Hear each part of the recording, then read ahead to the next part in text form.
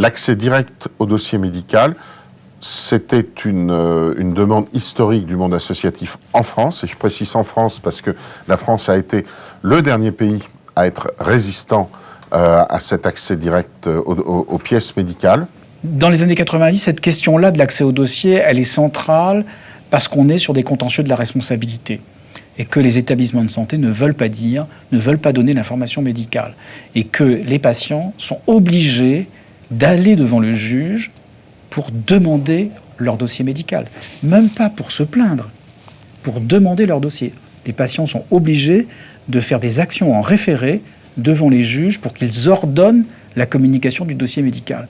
Il y a une telle volonté de cacher les accidents médicaux, les accidents liés à ce qu'on appelle les maladies nosocomiales à l'hôpital. Il y a une telle volonté de les dissimuler qu'on dissimule aussi le dossier. L'argument qui était donné, c'est mais vous serez responsable, c'est comme ça qu'on a été plusieurs fois interpellés, vous serez responsable des gens qui apprennent leur pathologie à travers l'accès à ce dossier et qui risquent même de se suicider et tout ça.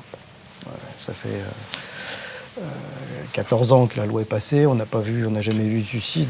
Mais le problème principal n'était pas du tout celui-là. Le problème principal, c'était que la tenue d'un dossier médical était une obligation pour les médecins, obligation qui n'était pas remplie, que de l'ordre de 95% des dossiers étaient vides. Enfin, vides ou complètement.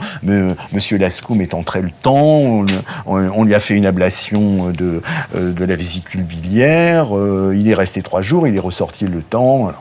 Donc, c'est pas ce qu'on appelle un dossier médical. Toute personne a accès à l'ensemble des informations concernant sa santé. Les modalités d'accès au dossier médical, elles sont simples. Il suffit de le demander.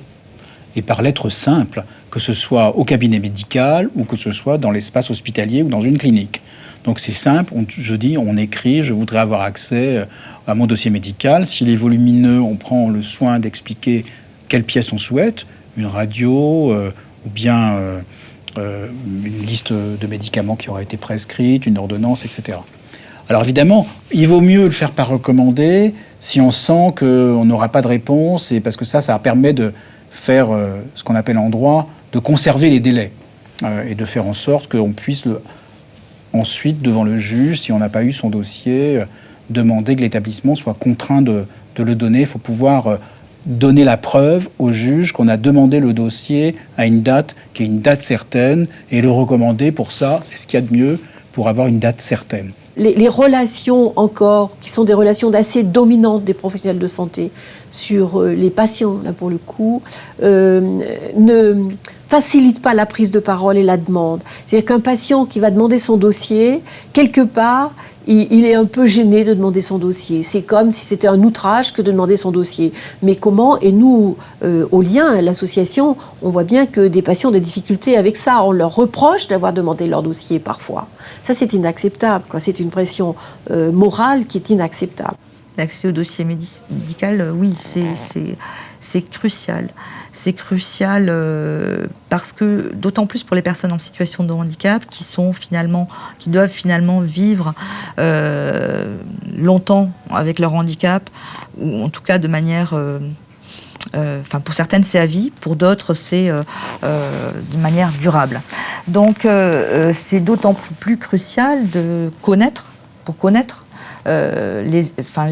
l'ensemble des échanges médicaux, des opérations qui ont pu se succéder, de prendre possession finalement de sa propre histoire.